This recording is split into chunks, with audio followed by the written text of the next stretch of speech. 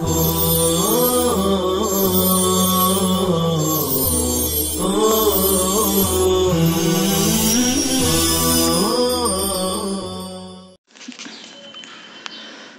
لله رب العالمين والصلاة والسلام على سيد الأنبياء والمرسلين سيدنا محمد وآله وصحبه أجمعين.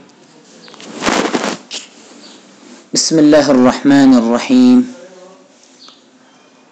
وعن أبي سعيد الخدري رضي الله تعالى عنه قال: بينما نحن في سفر مع رسول الله صلى الله عليه وسلم إذ جاء رجل على راحلة فجعل يضرب يمينا وشمالا. اور حضرت ابو سعید خدری رضی اللہ تعالیٰ عنہ کہتے ہیں کہ ایک موقع پر جب کہ ہم ایک سفر میں رسول کریم صلی اللہ علیہ وسلم کے ہمراہ تھے، اچانک ایک شخص حضرت صلی اللہ علیہ وسلم کے پاس اونٹ پر آیا. فجعل يضرب يمينا وشمالا، اور اونٹ کو دائیں بائیں پھیرنے موڑنے لگا. فقال رسول اللہ صلی اللہ علیہ وسلم، چنانچہ یہ دیکھ کر رسول کریم صلی اللہ علیہ وسلم نے فرمایا: من کان معه فضل ظہر فلیعد به علی من لا ظہر له، کہ جس شخص کے پاس اپنی ضرورت سے زائد سواری ہو، اس کو چاہیے کہ وہ سواری اس شخص کو دے دے جس کے پاس سواری نہیں ہے. ومن کان له فضل زاد فلیعد به علی من لا زاد له، اور جس شخص کے پاس اپنی ضرورت سے زائد کھانے پینے کا سامان ہو تو اس کو چاہیے کہ وہ کھانے پینے کا سامان اس شخص کو دے دے جس کے پاس کھانے پینے کا سامان نہیں ہے. قال، راوی کہتے ہیں، فذکر من اصناف المال حتی رأینا انہ لا حق لأحد منا فی فضل، کہ اس کے بعد حضرت صلی اللہ علیہ وسلم نے مال اور چیزوں کی اقسام کو ذکر کیا. یعنی آپ صلی اللہ علیہ وسلم نے چیزوں کا نام لے کر فرمایا کہ جس شخص کے پاس فلاں چیز اور فلاں چیز جیسے کپڑے وغیرہ اپنی حاجت سے زائد ہو تو اس کو اس شخص پر خرچ کرنا چاہیے جس کے پاس وہ چیز نہ ہو. حتی رأینا، یہاں تک کہ آپ کی ترغیب و نصیحت سے احساس ہو گیا، انہ لا حق لأحد منا فی فضل، کہ ہم میں سے کسی کا اپنی اس چیز پر کوئی حق نہیں ہے جو اس کے پاس اس کی ضرورت سے زائد ہے، بلکہ اس چیز کا حقیقی مستحق وہ شخص ہے جو اس وقت اس چیز سے محروم ہے. یضرب یمینا و شمالا، یضرب موڑنے اور گھمانے کے معنی میں ہے. چنانچہ مسلم کی ایک روایت میں یصرفو کا لفظ موجود ہے جو پھیرنے کے معنی میں ہے. مسلم کی اس روایت میں یصرفو کے بعدہ بصرہو کا لفظ بھی موجود ہے. اس سے مطلب زیادہ واضح ہو گیا کہ اس شخص کی سواری چونکہ زیادہ تھک چکی تھی اور اس کے پاس سامان سفر بھی نہیں تھا، اس لیے وہ دائیں بائیں نظر گھما رہا تھا کہ کوئی مسلمان ان کی مدد کرے. اس توجیہ کے ساتھ پوری حدیث کا سمجھنا آسان ہو جائے گا، کیونکہ اس کے بعد حضرت صلی اللہ علیہ وسلم نے اس شخص کے ساتھ مدد کرنے کی ترغیب دی ہے. شارحین رحمہم اللہ نے اس حدیث کا مطلب یہ بھی بیان کیا ہے کہ اس شخص کی سواری اتنی کمزور ہو گئی تھی کہ وہ کھڑی نہیں ہو سکتی تھی، اس وجہ سے وہ دائیں بائیں جھول کھاتی ہوئی پریشان تھی، اور وہ شخص اس کو دائیں بائیں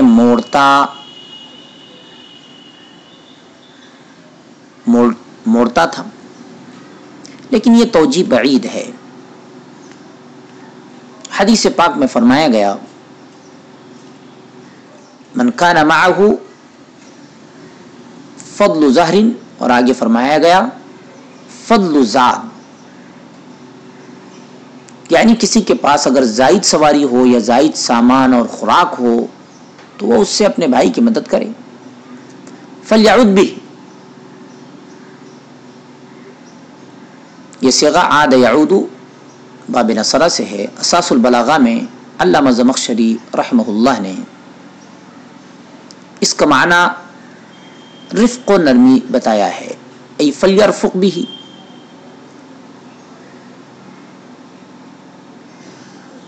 یقال هذا الامر اعود علیک ای ارفق بک، لیکن منجید میں لکھا ہے کہ عاد یعود لوٹانے اور احسان کرنے کے معنی میں ہے۔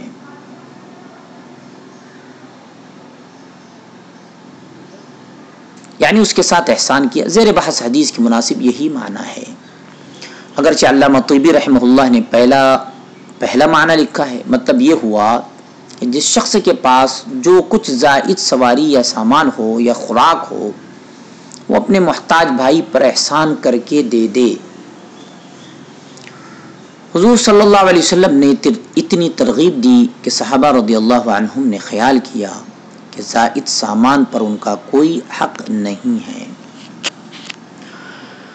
وعن ابی ہریرہ رضی اللہ تعالی عنہ قال قال رسول اللہ صلی اللہ علیہ وسلم السفر قطعة من العذاب يمنع احدكم نومه وطعامه وشرابه فإذا قضى نهمته من وجهه فليعجل إلى أهله۔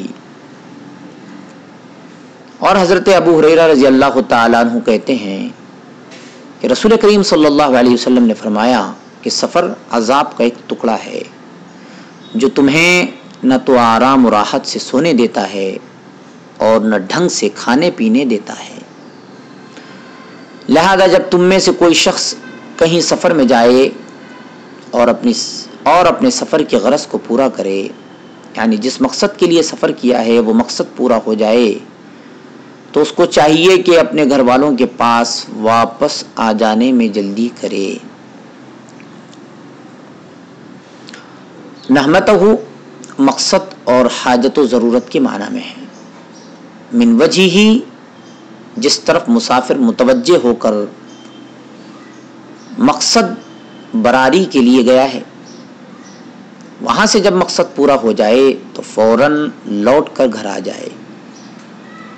یہ حکم اسفار غیر واجبہ کے لیے ہے۔ اگر سفر واجب ہو جیسے حج، جہاد وغیرہ تو اس کا یہ حکم نہیں ہے، اگرچہ حدیث اس کو بھی شامل ہو سکتی ہے۔ سفر کو عذاب کا ٹکڑا اس لیے قرار دیا ہے کہ انسان تمام سہولیات سے محروم رہ جاتا ہے۔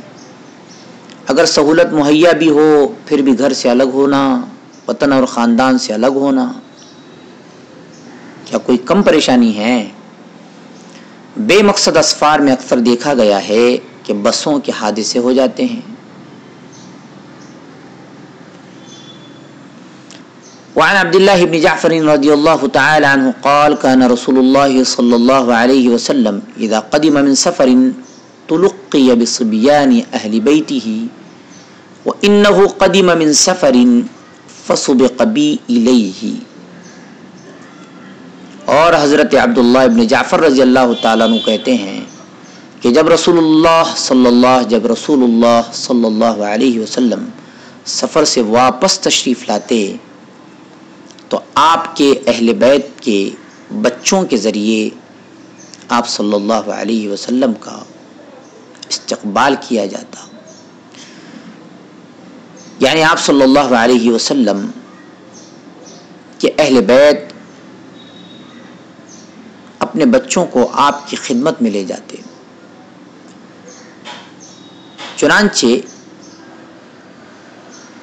ایک روز حضرت صلی اللہ علیہ وسلم وَإِنَّهُ قَدِمَ مِن سَفَرٍ، جب سفر سے واپس تشریف لائے اور مدینہ کے قریب پہنچے، فَسُبِقَ بِي إِلَيْهِ، تو مجھ کو آپ کی خدمت میں پیش کیا گیا، فَحَمَلَنِي بَيْنَ يَدَيْهِ ثُمَّ جِيءَ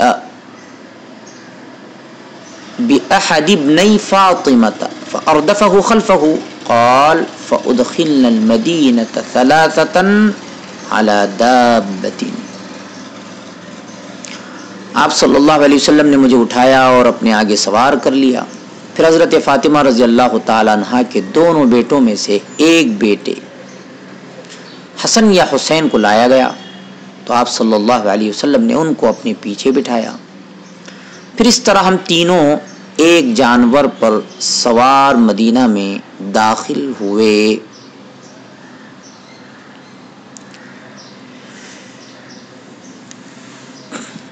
تلقیہ بصبیان اہل بیتی، مطلب یہ ہے کہ بچوں کے ذریعے حضرت صلی اللہ علیہ وسلم کا استقبال کیا جاتا تھا. یعنی اہل بیت کے بچے یا حضرت صلی اللہ علیہ وسلم کی ملاقات کے لیے لے جائے جاتے تھے. حضرت صلی اللہ علیہ وسلم کا بڑا استقبال اہل مدینہ نے اسلحہ لہراتے ہوئے اس وقت کیا تھا جب حضرت صلی اللہ علیہ وسلم مکہ سے ہجرت کر کے مدینہ تشریف لائے تھے. پھر غزوات کے اسفار سے واپسی پر موقع بموقع صحابہ رضی اللہ عنہم نے آپ کا استقبال کیا ہے. اس لیے معزز مہمان کی آمد پر اور اسی طرح علمی شخصیت کی آمد پر اگر عوام الناس استقبال کرتے ہیں تو یہ ناجائز نہیں ہوگا. تاہم شرعی منکرات سے پاک ہونا چاہیے. استقبال یہ کوئی ناجائز چیز نہیں ہے بشرطے کہ شرعی حدود میں رہ کر کیا جائے. وعن انس رضی اللہ تعالی عنہ انه اقبل هو وابو طلحة مع رسول الله صلی اللہ علیہ وسلم ومع النبي صلی اللہ علیہ وسلم صفیة مردفها على راحلته.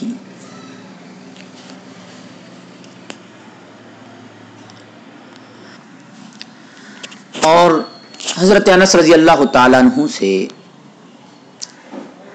روایت ہے، کہتے ہیں کہ رسول اللہ صلی اللہ علیہ وسلم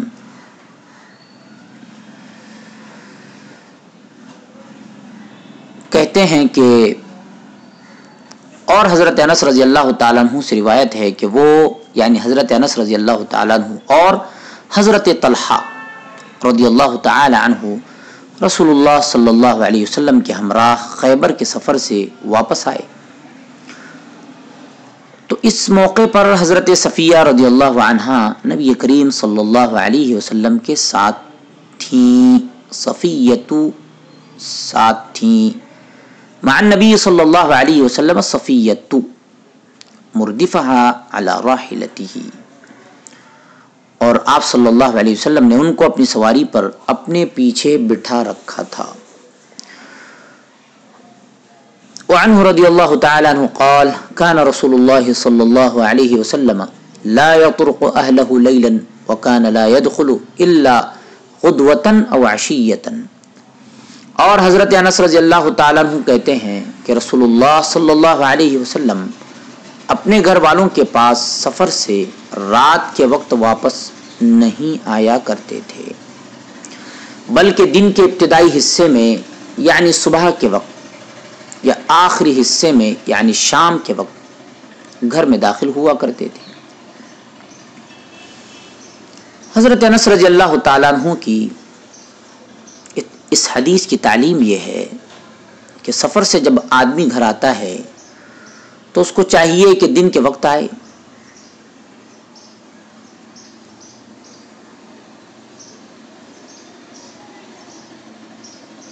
اس کے ساتھ والی حضرت جابر رضی اللہ تعالیٰ عنہ کی حدیث نمبر 12 جو نیچے آ رہی ہے، اس میں واضح طور پر منع کیا گیا ہے کہ طویل سفر کے بعد رات کے وقت گھر میں داخل نہیں ہونا چاہیے. لیکن ان دونوں حدیثوں کے ساتھ آئندہ آنے والی حضرت جابر رضی اللہ تعالیٰ عنہ کی حدیث نمبر 30 کا تعارض ہے، جس میں رات کے وقت گھر میں آنے کو بہتر اور اچھا قرار دیا گیا ہے. تو دفع تعارض اور جواب یہ ہے کہ جب سفر لمبا ہو اور شوہر طویل عرصے تک گھر سے غائب رہا ہو تو ایسی صورت میں رات کے وقت اچانک گھر میں نہیں آنا چاہیے، بلکہ دن کو پہلے مسجد میں 2 رکعت پڑھنی چاہیے اور لوگوں سے ملاقات کے بعد گھر جانا چاہیے.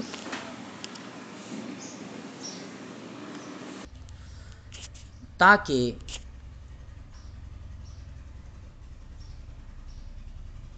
گھر میں بیوی اپنا بناؤ سنگھار کر سکے، اور اگر سفر دور کا نہ ہو بلکہ قریب کا ہو تو رات کے اول حصے میں آنا بہتر ہے، جس طرح کہ آئندہ حدیث نمبر 30 میں آ رہا ہے۔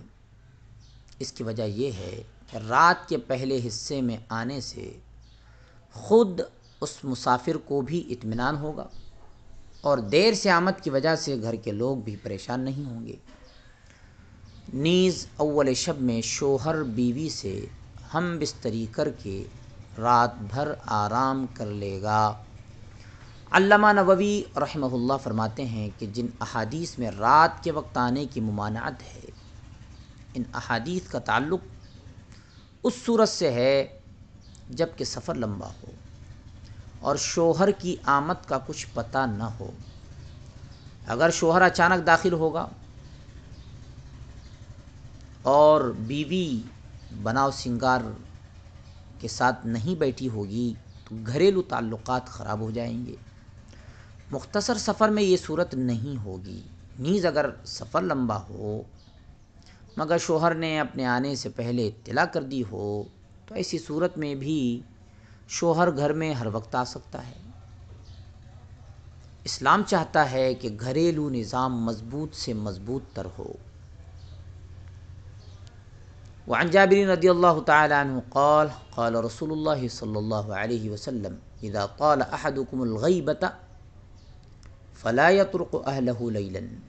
اور حضرت جابر رضی اللہ تعالیٰ عنہ کہتے ہیں کہ رسول کریم صلی اللہ علیہ وسلم نے فرمایا، جب تم میں سے کسی غیر حاضری کا یعنی کسی کی غیر حاضری کا عرصہ طویل ہو جائے، یعنی اس کو سفر میں زیادہ دن لگ جائیں، تو وہ سفر سے واپسی کے وقت اپنے گھر میں رات کے وقت داخل نہ ہو۔ وعنہ رضی اللہ تعالی عنہ ان النبی صلی اللہ علیہ وسلم قال اذا دخلت لیلا فلا تدخل على اہلک حتی تستحد المغیبۃ وتمتشط الشعثۃ۔ اور حضرت جابر رضی اللہ تعالیٰ عنہ کہتے ہیں کہ نبی کریم صلی اللہ علیہ وسلم نے فرمایا، اگر تم سفر سے واپسی پر اپنے شہر و آبادی میں رات کے وقت پہنچو تو اپنے گھر میں داخل نہ ہو جب تک کہ شوہر غائب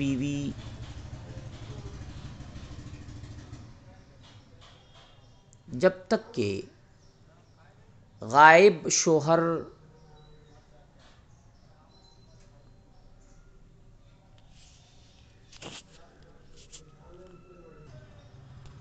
یہاں تک کہ وہ عورت جس کا خاوند غائب رہا ہو وہ زیر ناف بالوں کو صاف کر لے، اور وہ بیوی کے جس کے بال پراگندہ ہوں کنگھی چوٹی نہ کر لے، حتی تستحد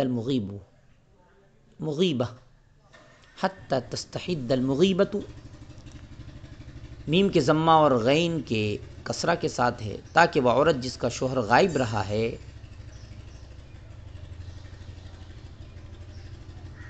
یعنی شوہر کی اس سے ملاقات اچھے انداز سے ہو۔ اور اسی وجہ سے اگلا جملہ فرمایا وَتَمْتَشِطَ الشَّعِثَةُ، شین کے فتحہ اور عین کے کسرہ کے ساتھ ہے۔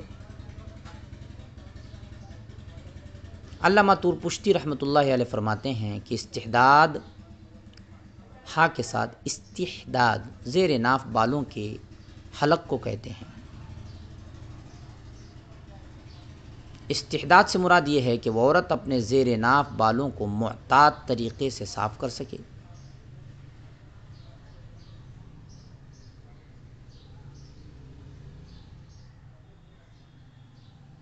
علامہ نووی رحمہ اللہ فرماتے ہیں کہ یہ تمام امور اس شخص کے لیے مکروہ ہیں جس نے سفر میں طویل مدت گزاری ہو، البتہ جو شخص زمانہ قلیل کے بعد اپنے گھر رات کو آئے تو اس میں کوئی حرج نہیں۔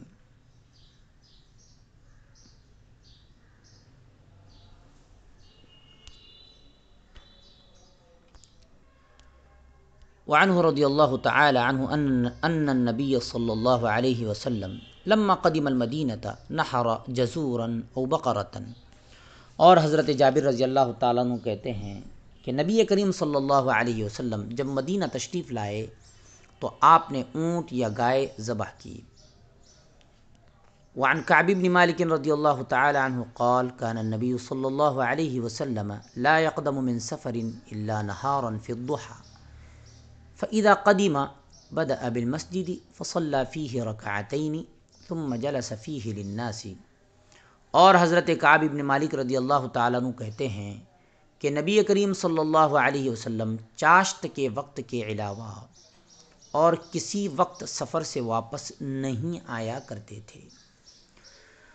چنانچہ جب آپ صلی اللہ علیہ وسلم سفر سے واپس آتے تو پہلے مسجد میں تشریف لے جاتے اور وہاں بیٹھنے سے پہلے تحیۃ المسجد یا چاشت کی 2 رکعت نماز پڑھتے اور پھر لوگوں سے ملاقات کرنے کے لیے وہاں بیٹھتے۔ وعن جابر رضی اللہ تعالی عنہ قال كنت مع النبي صلی اللہ علیہ وسلم فی سفر فلما قدمنا المدینة قال لی ادخل المسجد فصل فیہ رکعتین۔ اور حضرت جابر رضی اللہ تعالیٰ عنہ کہتے ہیں میں ایک سفر میں نبی کریم صلی اللہ علیہ وسلم کے ہمراہ تھا، چنانچہ جب ہم مدینہ واپس آئے تو آپ نے مجھ سے فرمایا کہ مسجد میں جاؤ اور وہاں 2 رکعت نماز پڑھو۔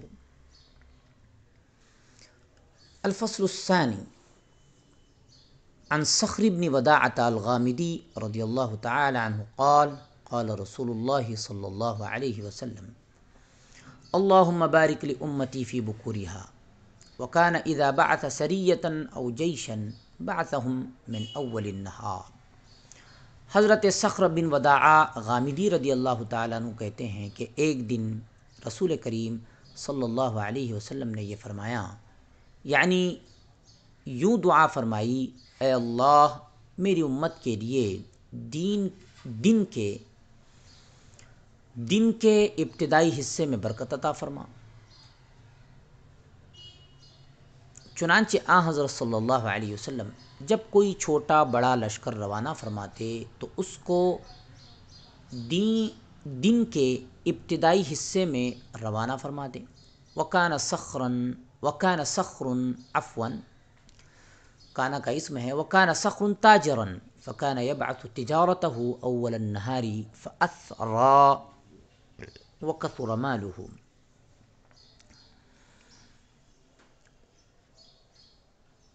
اور حضرت صخر رضی اللہ تعالیٰ عنہ جو ایک تاجر سوداگر تھے، اس دعا کی برکت حاصل کرنے کے پیش نظر اپنا تجارتی مال دن کے ابتدائی حصے ہی میں روانہ کرتے تھے، چنانچہ وہ مالدار ہوئے اور ان کے مال میں بہت اضافہ ہوا۔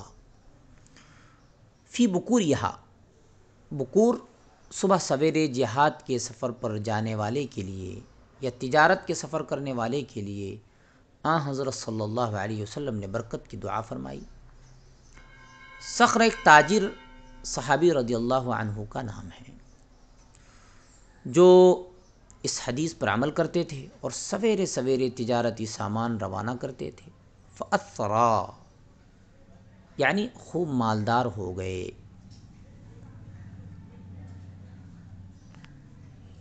وعن انس رضی اللہ تعالی عنہ قال قال رسول اللہ صلی اللہ علیہ وسلم علیکم بالدلجہ فإن الارض تطوی باللیل۔ اور حضرت انس رضی اللہ تعالیٰ عنہ کہتے ہیں کہ رسول کریم صلی اللہ علیہ وسلم نے فرمایا، تم رات کے وقت چلنا اپنے لیے ضروری سمجھو کیونکہ رات کے وقت زمین لپیٹ دی جاتی ہے۔ علیکم اس حدیث کا مطلب یہ نہیں کہ دن کو سفر نہ کرو، دن کے سفر کا تو حضور اکرم صلی اللہ علیہ وسلم نے حکم دیا ہے کہ سویرے سفر کرو۔ یہاں مطلب یہ ہے کہ دن کے سفر کے ساتھ کچھ حصہ رات کا بھی شامل کیا کرو، کیونکہ رات کے سفر میں ایک تو گرمی اور دھوپ نہیں ہوتی، دوسرا یہ کہ کچھ نظر نہیں آتا، اس لیے سفر میں یکسوئی اور برکت رہتی ہے۔ اسی کو حدیث میں فرمایا کہ گویا اس کے لیے زمین سمیٹی جاتی ہے۔ الدلجہ رات کے ابتدائی حصے میں سفر کو دلجہ کہتے ہیں۔ وعن عمرو بن شعيب عن أبيه عن جده رضي الله تعالى عنهم أن رسول الله صلى الله عليه وسلم قال الراكب شيطان والراكبان شیطانان والثلاثة ركب. اور حضرت عمرو ابن شعیب اپنے والد سے اور وہ اپنے دادا سے نقل کرتے ہیں کہ رسول کریم صلی اللہ علیہ وسلم نے فرمایا کہ ایک سوار ایک شیطان ہے، اور دو سوار دو شیطان ہیں، اور تین سوار سوار ہیں. الثلاثۃ رکب، یعنی تین سوار جماعت ہے، ایک سوار یا دو سوار شیطان ہیں، اس لیے کہ ایک اور دو ساتھیوں کو جب پریشانی لاحق ہوگی تو شیطان بہت خوش ہوگا، اور یہ بھی ممکن ہے کہ ایک یا دو ساتھیوں کو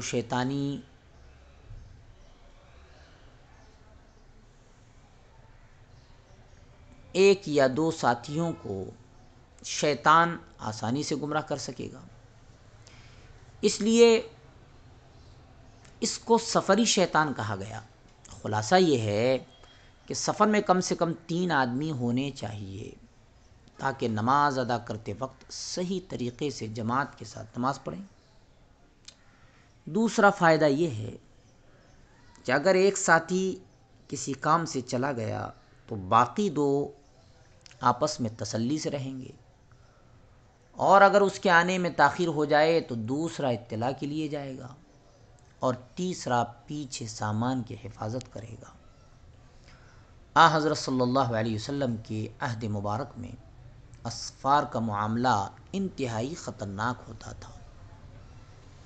عرب کے صحراؤں کی دشواریاں الگ تھیں، دشمن کے خطرات الگ تھے، اس لیے 3 کی جماعت کا ہونا ادنا درجے کا انتظام تھا. آج کل وہ صورت تو نہیں ہے، مگر پھر بھی ظاہر حدیث پر عمل میں بے شمار فائدے ہیں. وعن ابی سعید الخدری رضی اللہ تعالی عنہ ان رسول اللہ صلی اللہ علیہ وسلم قال اذا كان 3 في سفر فليؤمروا احدهم. اور حضرت ابو سعید خدری رضی اللہ تعالیٰ عنہ سے روایت ہے کہ رسول کریم صلی اللہ علیہ وسلم نے فرمایا اگر مثلا سفر میں 3 شخص ہوں تو ان میں سے کسی ایک کو امیر بنا لینا چاہیے. مطلب یہ ہے کہ 3 یا 3 سے زیادہ آدمیوں کو چاہیے کہ وہ سفر میں اپنے کسی اچھے ساتھی کو اپنا امیر بنائیں تاکہ وہ سفر کے تمام انتظام کی نگرانی کرے اور اختلاف ہو جھگڑے کی صورت میں صحیح فیصلہ کرے. اس کے لیے ہوشیار، سمجھدار، غمخوار آدمی چاہیے.